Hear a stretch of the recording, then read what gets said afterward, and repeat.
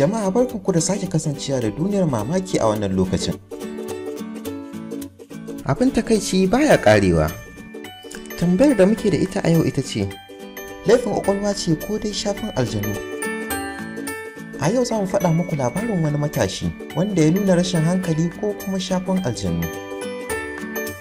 A bakin kasuwar Bajoga, a nan ƙaramin hukumar Funakari a jihar Gombe, wani matashi ya hau saman falwayar wuta. Ɗaya daga cikin mutanen da abin ya faru a gabansu ya shaida mana cewa da kyar suka shawo kan shi da naira 500 kafin ya sauko. Cikin kariyar Allah bai jima da saukowa ba daga saman falwayar aka maido wuta. Wasu mutanen cewa suka yi matashin yana da taɓin hankali, wata majiyar kuwa ta yi inkiya da hakan. A wannan hali da duniya take ciki, yin kunci da rashin lafiyar aljihu ya isa ya sa matashi shiga wani halin rayuwa.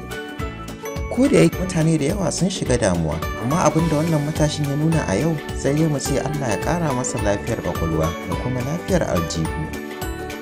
Duk da cewa an tabbatar da wannan matashin baya shaye-shaye, Allah ya sa mu dace, amin. Don kuna son samun sababbin shirye-shiryenmu akan lokaci, don na subscribe da alamar ƙararrawa. Domin yin tambaya ko ƙarin bayani akan bidiyon mu, za ku iya mana magana a comment box. Ku kasance da mu duniyar mamaki.